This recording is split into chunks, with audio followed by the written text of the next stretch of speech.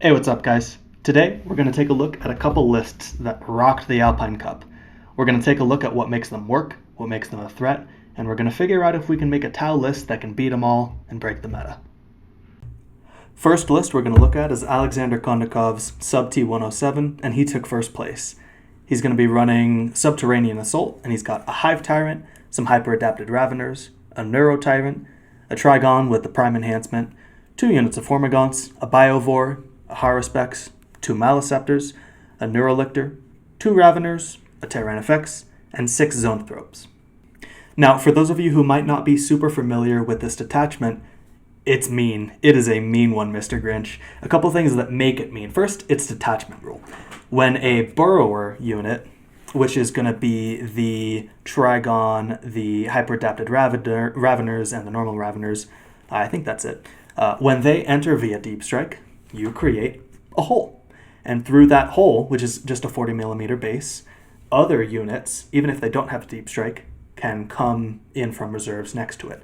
Has to be within 9 of the hole and 6 inches away, or more of course, from enemy units.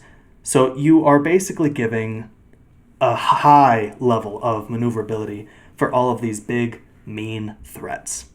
A couple key combos I want to point out here. The Hyper-Adapted Raveners have an ability where, for free, you can Rapid Ingress them or Heroic, but you can only do 1 per battle round.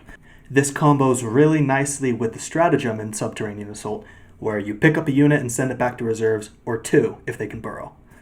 So what this means is, at the end of your movement phase, they can Rapid Ingress this unit somewhere safe, set up a hole, you shoot, do your charges, and then at the end of your fight phase, they can pick that unit back up. And then on their turn, they can send something right next to that hole. And if they are careful with their positioning, which they likely will be, they can set up their hole on the safe side of a ruin, and then the unit that comes in next turn can be 9 inches away on the other side of the ruin and make a 6-inch charge. So really mean, really maneuvering heavy, and you really got to worry about this stuff. You don't want a Maliceptor getting dropped in your lap. You don't want a Tyrannifex getting an easy firing lane and just dominating it. You don't want a 6-man unit of Zoanthropes popping up and just destroying your heavy tank. Now, we can destroy these holes. Any of our units ending any sort of move within 3 inches of those markers destroys it. Now, that's going to be something to keep in mind. But the main threat that we're seeing here is just the sheer positioning capability that they have. They have so many threats, so many different versatile units that can deal with a bunch of different things, and if we're not careful, they're getting dropped right in our lap. So how do we deal with that?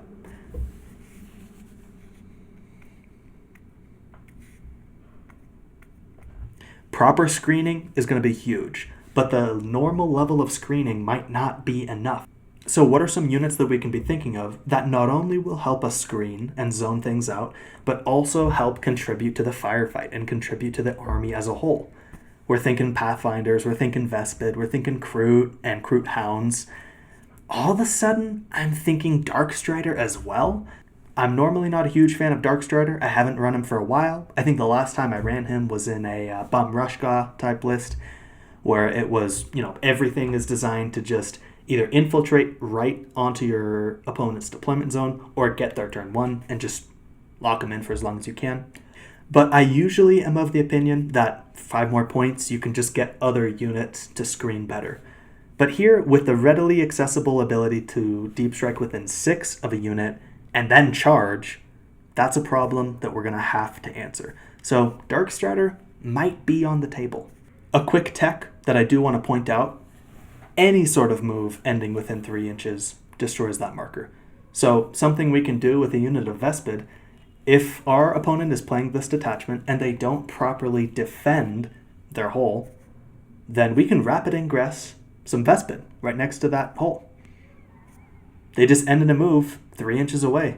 It's destroyed. And not only is it destroyed, it's potentially destroyed at a key moment, where all of a sudden, now your opponent doesn't have a great place to drop their 6-man unit of Zoanthropes, doesn't have a great spot to bring in their Maliceptors.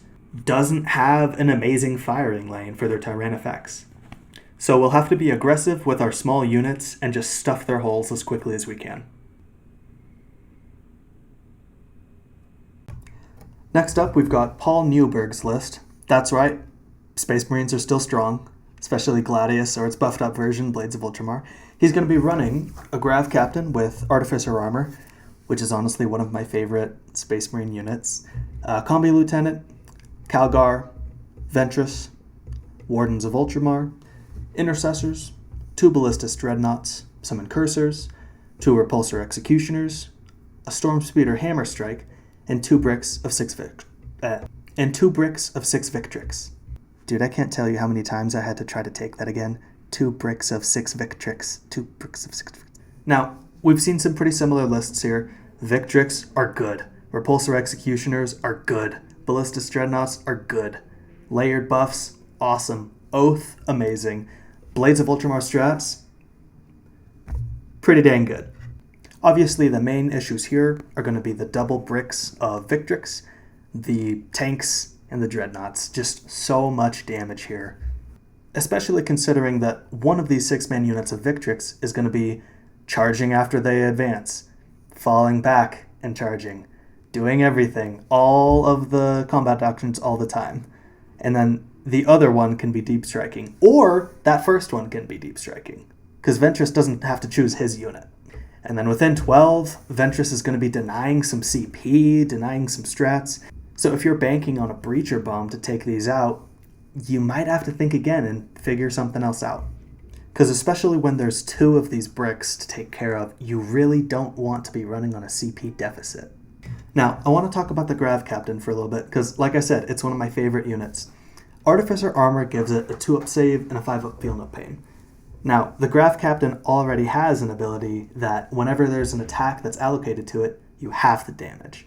So now you've got a 90-point unit with high toughness for infantry, 2-up save, 5-up Feel No Pain, and that's after halving the damage of an attack.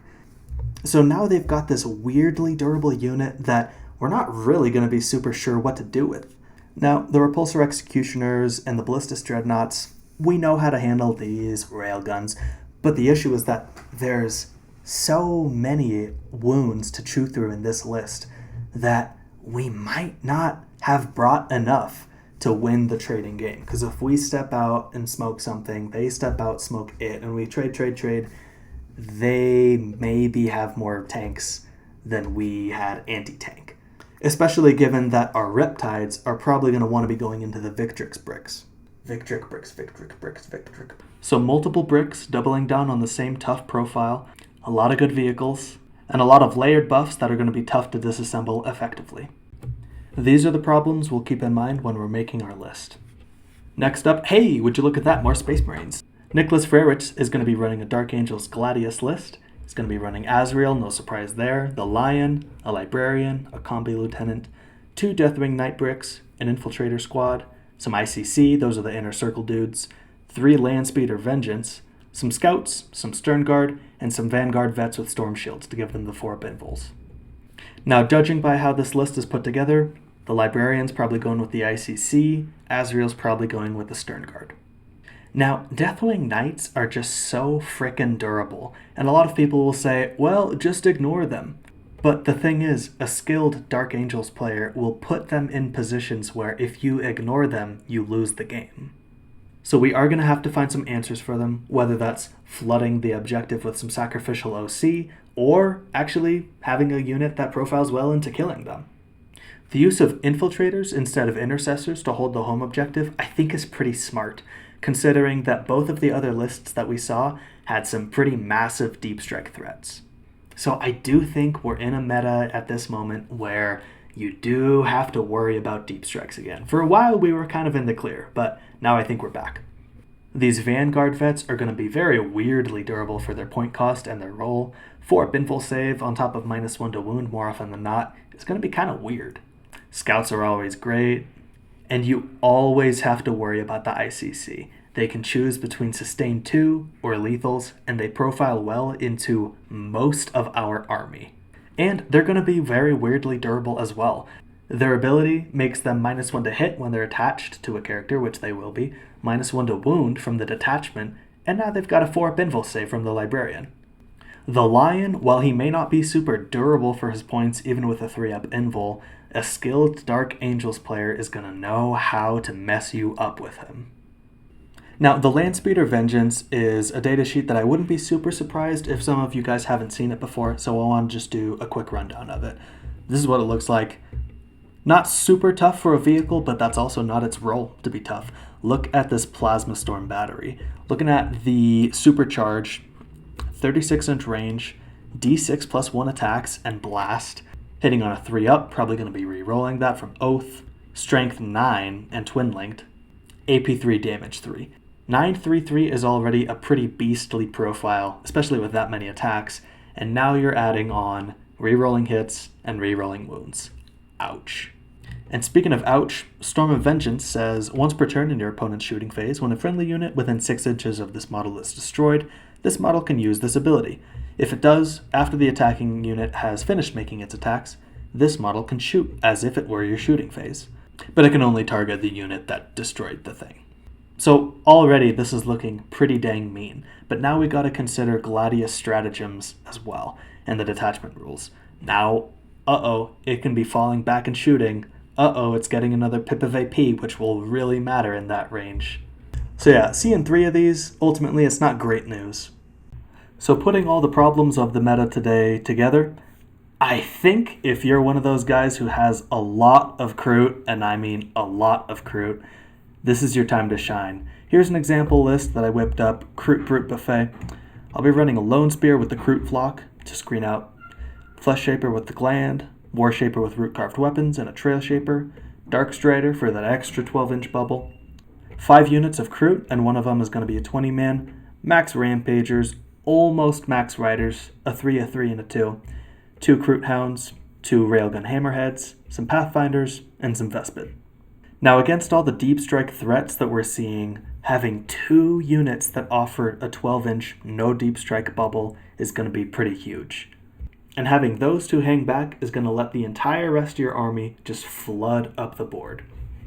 Railguns are going to help deal with those big, non-invul heavy tanks, and the Rampagers and Riders are going to profile well into anything else.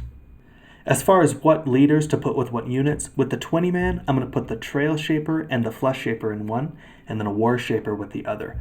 I'll be having that unit poke out to snipe something, to maybe assassinate a character if they can, but if not, just poke one Kroot out and proc a Trap Well Laid for an AP boost on everything else. Now, if you don't have a whole lot of Kroot, don't worry, I have another list. It's going to be Mont'ka. Let's get into it. For this one, I hope you guys will forgive that I didn't put the image of the army on the slide as well. It's like 11:45 and I want to go to bed. This is going to be .ka.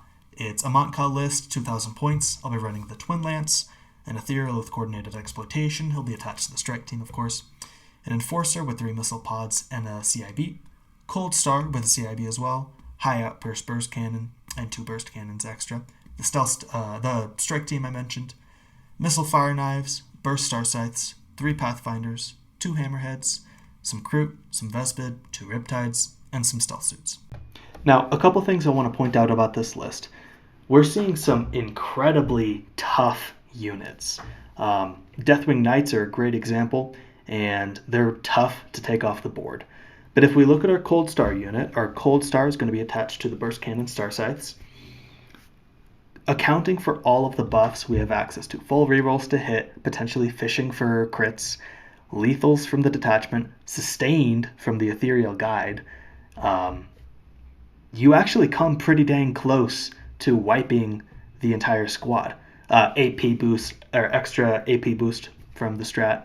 You come like 2 wounds away from wiping the whole squad of 5 Deathwing Knights. And those extra 2 wounds, what do you know? If it's spotted with a Coordinated Ethereal, all your indirect shots are going to have lethal and sustained, probably full rerolls to hit. You know, Ethereals with Coordinated Exploitation make for awesome indirect, and they can pretty handily finish off those 2 wounds. So you're finishing off a 250 point unit with this unit that is going to be deep striking. That's pretty nice. They do pretty dang good into Victrix bricks. At a safe distance, they can deep strike outside of the 12 that Ventress affects for the CP, so you don't have to worry about that. And that'll take the pressure away from maybe one of your Riptides. You'll probably want to still poke a Riptide out and shoot that unit with the other one. But that means you can spread out a little more of your anti-tank. 2 Railgun Hammerheads. More and more, I'm just putting 2 Railgun Hammerheads in my lists. We're just seeing so many vehicles with no invuls, and they're not getting punished. So let's punish them. And there's a unit that I'll be taking that I don't know how I'll feel about it after a couple games, but I want to show you guys a little magic trick. What's that behind my ear? Whoa, whoa, it's a Dark Strider. It was behind my ear the whole time. It's going to help screen out deep strikes. 12-inch bubble is pretty nice considering a lot of the lists that we're looking at have heavy deep strike threats. I might end up replacing this with the Piranha. If there's any other edits that I anticipate changing this list to really dial it in, I might end up scrapping the Enforcer unit for maybe a couple more Piranhas, another unit of Vespid maybe. I don't think I need another unit of Stealth Suits, to be honest. In my last couple games, even 2 has sometimes seemed like, you know, like a lot of our best damage dealers don't get the full benefit anyways, and it's 100 points. It's kind of a lot. Yeah, they can help screen, but again, in this meta where screening isn't as effective, particularly with units that you don't want to be dying. So I don't want my Stealth Suits to get deep striked from 6 inches away and then charged and then dead. Especially if I'm building a list that's Triptide or relying on it so much. I do think if you have 3 Riptides, you probably want the 2 unit of Stealth Suits, but between the Pathfinders, which I'm going to be going 2 Recon, 1 Grav Drone, sometimes I switch it up and go vice versa, but we'll see how that goes. Yeah, I think if you're running Triptide, you're running double Stealth Suits. So yeah, I'll run this for a couple games and I'll probably let you guys know how it goes.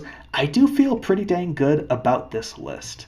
I think it answers a lot of the threats that I'm seeing, that we are seeing as a community, and I think it could do really well. So let me know what you guys think. Let me know if you guys like this kind of content. And if you do like these list breakdowns and list construction videos, consider subscribing if you want, liking and commenting and all the YouTube stuff that helps out. I would love to get to 100 subscribers in a couple weeks. I think that would be really cool, and that would be a huge stepping stone for me, someone who never thought that they would do YouTube stuff like this. But you guys have pretty consistently each video let me know that you like what you see, so that makes me super happy. I always hope these are helpful to some degree to someone, and I don't know, I hope you guys enjoy listening while you paint. Hope it helps you out building your competitive lists, and as always, thank you for coming back. Welcome, and I'll catch you guys later.